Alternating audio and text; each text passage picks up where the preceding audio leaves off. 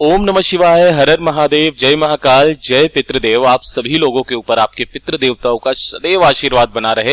मेरे देवादिदेव महादेव जी आपकी हर एक मनोकामना को पूरा करे, यही मैं महादेव जी से प्रार्थना करता हूँ। देखिए, आप सभी को पता है कि पूज्य गुरु जी की अभी जो कथा चल रही है वो चल रही है कोटा के अंदर, और जिसका नाम है श्री देव पितृ शिव महापुराण कथा। और उसी वाली कथा में पूज्य गुरु जी ने पितृ पक्ष यानी कि श्राद्ध पक्ष के दौरान करने वाला एक ऐसा अद्भुत उपाय जिसे करने मात्र से आपकी सारी मनोकामनाएं पूरी जरूर होंगी।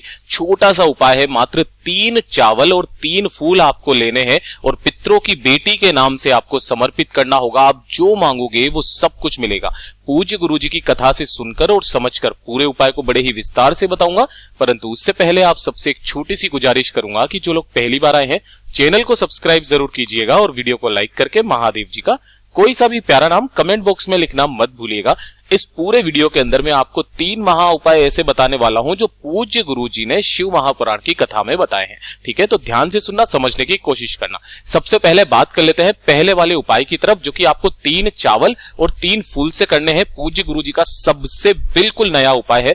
अच्छा, करना किसे है? देखिए, अगर आपको लगता है कि आपके घर में किसी भी तरीके का कोई दोष है जिसकी वजह से उन्नति नहीं हो रही है, आपका बच्चा किसी नौकरी के लिए या किसी भी एग्जाम के लिए तैयारी कर रहा है, चाहते हो कि उसकी नौकरी पास हो जाए, यानी कि उसकी नौकरी लग जाए, एग्जाम पास हो जाए। साथ ही साथ अगर आपका कोई बिजनेस है, व्यापार है, दुकान है, अच्छे से नहीं चल रही है ना, परिवार में किसी भी तरीके की अगर कोई समस्या है ना, तो ये 3 फूल और 3 चावल वाला उपाय पितृपक्ष के दौरान आपको करना होगा। कैसे करना है, ध्यान से सुनना। इसके लिए आपको चाहिए होंगे 3 चावल के दाने। गुरुदेव ने कहा कथा में कि आपको मात्र 3 चावल के दाने लेने हैं, तो आप इनमें से छांट लेना, अक्षत होने चाहिए जो कहीं से भी खंडित ना हो, पहली चीज। ठीक है, दूसरा आपको चाहिए होंगे 3 फूल। अब भैया 3 फूल कौन से लेने हैं? क्या किसी भी रंग के ले सकते हैं? नहीं, आपको लेने होंगे सफेद फूल। साफ गुरुदेव ने बोला है, मैंने काफी सारे वीडियो देखे उसमें केवल फूल बता दिया, ऐसा नहीं है, उन्होंने सफेद फूल बोला है क्योंकि सफेद फूल ही पितरों को लिए समर्पित किए जाते हैं, ये चीज ध्यान रखना। अब ये वाली बात आ जाती है, भैया सफेद फूल कौन सा ले? तो ध्यान रखना, गलती से भी केतकी का फूल मत ले लेना। केतकी का भी फूल सफेद ही होता है, जिसे चंपा वंपा का भी कहते हैं। आपको वो वाला फूल गलती से भी नहीं लेना है, इसीलिए मैं आपका कंफ्यूजन दूर करता हूं। अगर आपको सफेद फूल लेना है ना, तो कोशिश करना सफेद कनेर का फूल ले लो। ठीक है, अगर सफेद कनेर का फूल ना मिले तो भैया धतूरे का फूल भी सफेद ही होता है, आप धतूरे के 3 फूल ले लीजिए, ये सबसे बढ़िया। इसके अलावा आपको और कुछ लेने की जरूरत नहीं है। कंफ्यूजन ही नहीं होगा भैया ये वाला फूल महादेव जी को चढ़ता है कि नहीं चढ़ता है। तो आपको 3 अक्षत के दाने, चावल के दाने, और 3 आपको कोई से भी सफेद फूल, जो मैंने आपको यहां पर कंफ्यूजन दूर कर दी, वो वाले 3 फूल ले लेना। और 1 कटोरी लेना, अपने घर की स्टील की कटोरी जो भी है, ठीक है ना, इसी के अंदर इनको सबको रख देना। 3 फूल भी इसके अंदर रख दिए और 3 चावल के दाने भी इसी के अंदर रख दिए। अब इस कटोरी को उठा करके, देखिए ध्यान से समझना, इस कटोरी को उठा करके आपको अपने घर का जो दरवाजा होता है लकड़ी वाला, उसके किस साइड रखना है। मैंने 3 वीडियो ऐसे देखे जिसमें जल्दीबाजी में कि भैया गुरुदेव ने नया उपाय बताया है, जल्दी से डाल देते हैं, तो वो ये बहुत बड़ी गलती कर गए। आपको ये वाली जो कटोरी है ना, घर के बाहर नहीं रखनी है, ये चीज ध्यान रखना है ना। वो गलती में बता गए, जल्दी में बता गए, इसलिए थोड़ा सा धैर्य रखें। जो भी जानकारी दूंगा पूरी जानकारी दूंगा। आपको ये कटोरी को घर के बाहर चौखट पर नहीं रखना है, घर के अंदर की तरफ चौखट पर रखना है ना, यहां पर आपको रखना है, घर के अंदर चौखट पर। ठीक है, यहां पर रखे रहने देना।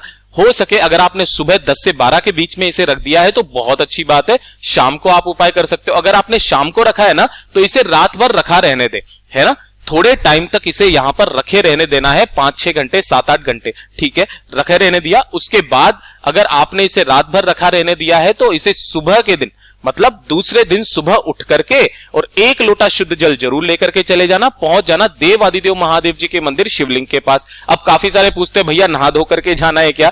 तो जनरल सी बात है, आप नहा धो करके ही जाएंगे। ठीक है, यहां पहुंचोगे, उत्तर दिशा नॉर्थ डायरेक्शन की तरफ मुंह करके खड़े हो जाना। ठीक है ना, अब ध्यान से सुनना, आपके आसपास ही यहां पर काफी सारे मंदिर ऐसे होते हैं जहां पर पास में ही नंदी बाबा विराजमान होते हैं, है ना, और किसी किसी मंदिर में मंदिर के बाहर विराजमान होते हैं। तो जहां कहीं पर भी नंदी महाराज अगर शिवलिंग के पास ही है तो बहुत अच्छी बात है, आपका मुंह उत्तर दिशा की तरफ है। अगर मंदिर के बाहर है तो आपको क्या करना है, नंदी महाराज जी के पास जाना है। जो उनका उठा वाला पैर है ना, उस उठा वाला पैर, ये वाला जो पैर होता है, इस उठे वाले पैर पर आपको उन तीनों चीजों को जो 3 आपने चावल के दाने और 3 जो आपने फूल लिए हैं उन्हें अपने दाहिने हाथ में लेना और उस हाथ को और उन फूलों को आपको टच करवाना होगा नंदी बाबा के उठे वाले पैर पर या फिर इनके मस्तक पर, कहीं पर भी टच करवा दीजिए। गुरुदेव ने नहीं बताया कि भैया पैर पर ही आपको करना है, आपको नंदी बाबा के टच करवा करके महादेव जी की शिवलिंग के बीच में एक मोटी सी लाइन होती है, ये वाली माता अशोक सुंदरी का स्थान, ठीक है ना, यहां पर आपको समर्पित कर देना है। छोटा सा काम। उसके बाद में 1 लोटा शुद्ध जल जब आप गए ही हो तो महादेव जी को समर्पित करना। ओम नमः शिवाय, श्री शिवाय नमस्तुभ्यम का स्मरण करते हुए अपने पितरों को नमन करना और वापस घर के तरफ चले आ जाना। गुरुदेव ने कहा कि इसे पितृपक्ष के दौरान जिस घर में इस उपाय का हो जाता है ना, उस घर की हमेशा उन्नति होती रहती है, कभी बड़ी बीमारी प्रवेश नहीं करती है, उसके सारे काम बनने लग जाते हैं। अगर कोई व्यक्ति एग्जाम वगैरह की तैयारी कर रहा है ना, वो पास होगा ही होगा। पूज्य गुरु जी का ये वाला उपाय बहुत ही ज्यादा खास और अद्भुत है। पितृपक्ष श्राद्ध पक्ष के दौरान किसी भी एक दिन कर लेना बस, ठीक है। अब बात करते हैं दूसरे वाले उपाय की तरफ, ठीक है। देखिए दूसरे वाले उपाय को भी बहुत ही अद्भुत तरीके से गुरुदेव ने बताया है कि अगर आपका कोई काम के लिए आप बाहर जा रहे हैं, चाहते हो कि वो वाला काम मेरा पूरा हो जाए, तो उसके लिए आपको ये वाला उपाय करना है। ध्यान से सुनना। एक कटोरी लेना स्टील की, ठीक है ना, अपने घर पे कटोरी होती है, स्टील की कटोरी ले लेना और इसी के अंदर आपको डालना होगा थोड़ा सा गंगा जल, ठीक है। तो थोड़ा सा गंगा जल इतना डाल देना कि इसके अंदर आप एक सिक्का डुबो सके, ठीक है ना। अब आपके घर में जो भी 1 रुपए का सिक्का हो, 2 रुपए का सिक्का हो, 5 का या 10 का जो भी सिक्का है ना, उस सिक्के को आपको इसी कटोरी के अंदर डाल देना है। डाल दिया और इस कटोरी को उठा करके आपको श्राद्ध पक्षों में कहां पर रख देना है, अपने पानी पीने का जो स्थान होता है ना, चाहे आरओ सिस्टम लगा हुआ रहे चाहे कहीं पर भी, है ना, वहां पर आपको रख देना है। यहां रख दिया और इसी के सम्मुख में एक दिन आपको यहां पर ऐसे दीपक लगा देना है। ध्यान रखना इसके अंदर जो दीपक में बत्ती लगाओगे वो लगाओगे लंबी बाती पितरों के नाम की और दक्षिण दिशा में इसका मुंह रख देना, ठीक है। या भी ये कटोरी को ढक करके रख दिया। अब उसके बाद आप पितृपक्ष के दौरान कहीं पर भी जाओ अपने घर से बाहर, तो सबसे पहले यहां पर आना। आने के पश्चात इस कटोरी में से थोड़ा सा गंगा जल लेकर के अपने दोनों नैनों पर लगा करके अपने ऊपर थोड़ी सी छींटे मार करके निकल जाना। आपको उस कार्य में सफलता मिलेगी ही मिलेगी, क्योंकि आपके साथ मेरा बाबा जाएगा, साथ ही साथ आपके पितृ देवता भी आपके साथ जाएंगे। आपका कोई काम रुक ही नहीं सकता है। बहुत ही अद्भुत उपाय है। और जो तीसरा उपाय है ना, पूज्य गुरु जी ने कोटा की कथा के चौथे दिन ये वाला उपाय बताया है। मैंने पहले भी ये वाला उपाय बता दिया था, गुरुदेव ने फिर से वापस ये वाला उपाय बताया है। अगर अभी तक भी नहीं समझ में आया तो ध्यान से सुनना। देखिए उन्होंने कथा भी बताई थी कि जब माता पार्वती जी अपने नाना के घर पितृलोक गई थी, पितृलोक उनके नाना का ही है, आप सभी को पता है। जब वहां पर गई थी तो उन्होंने काफी सारा भूसे का ढेर देखा। भैया वो भूसा नहीं था, वो था कुशा, है ना। कई बार मैं आपको बता चुका हूं, ये क्या है, कुशा, ठीक है ना। आपको मार्केट में क्या ऐसे नहीं मिलेगी, आप पूजा पाठ की सामग्री पर जाओगे ना, वहां पर आपको मिल जाएगी। आपको देख पता होगा कि कुशा के आसन भी आते हैं। जो पुराने लोग होते थे ना, वो इस कुशा के आसन पर ही विराजमान होते थे, इसी के ऊपर वो सोते थे। और पितृलोक में इसका इतना बड़ा महत्व है, पितरों के लिए इतना बड़ा महत्व है कि महाराज जिस घर में ये होता है ना, उसके होने मात्र से ही उस घर में चमत्कार होता है। कभी भी उस घर में कोई सा भी संकट नहीं आता है। ध्यान से सुनना।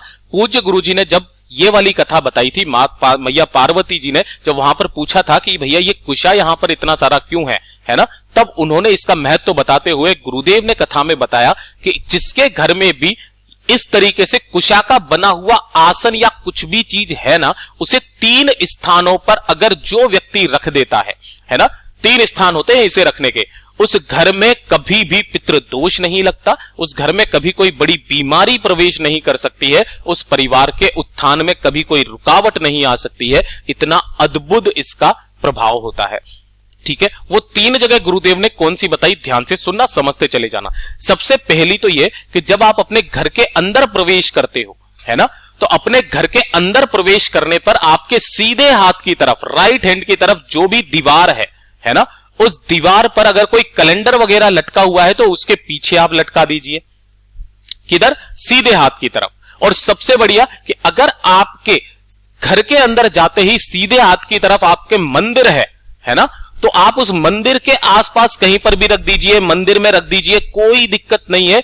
कुशा का एक आसन मात्र आपके पूरे परिवार में खुशियां ला सकता है, ये चीज ध्यान रखना, ठीक है ना। आपके पितृ हमेशा प्रसन्न होते हैं, पितरों का सदैव आशीर्वाद रहता है। और तीसरा स्थान कि जहां पर भी आपके पानी पीने का स्थान है घर में, रसोई घर में, चाहे वो आरओ सिस्टम हो, चाहे कहीं पर भी हो, किसी खिड़की पर भी लगा हुआ रहे ना, तो इसके आसपास अगर कोई खिड़की मात्र भी है ना, उस खिड़की मात्र पर भी आप उस कुशा के आसन को लटका देना। बस ये 3 जगह ऐसी हैं जहां पर उस कुशा के आसन को रखने मात्र से आपका परिवार हमेशा खुशहाल रहेगा, आपके परिवार में कभी भी पितृ दोष नहीं लगेगा, पितरों का आशीर्वाद सदैव आपके परिवार में बनता हुआ रहेगा। चौथे दिन की कथा थी और मैं टाइम भी बता सकता हूं, 4:25 पर गुरुदेव ने इसके बारे में बताया था। 4:05 से बताना चालू किया, 4:25 के बीच में बताया था, आप चेक कर लीजिएगा, ठीक है। तो जैसा गुरुदेव ने बताया वैसा ही आसान भाषा में आपको बताने का संपूर्ण प्रयास किया। वीडियो अगर पसंद आया हो तो लाइक जरूर करना, साथ ही साथ चैनल को सब्सक्राइब जरूर कीजिएगा। मैं आपसे मिलता हूं अगले वीडियो में, तब तक के लिए ओम नमः शिवाय, जय महाकाल। और प्लीज वीडियो को लाइक जरूर किया कीजिए, बहुत मेहनत लगती है ऐसे वीडियोस बनाने में, तो लाइक करके सब्सक्राइब जरूर किया कीजिए, ठीक है। मिलते हैं अगले वीडियो में, तब तक के लिए ओम नमः शिवाय, जय महाकाल।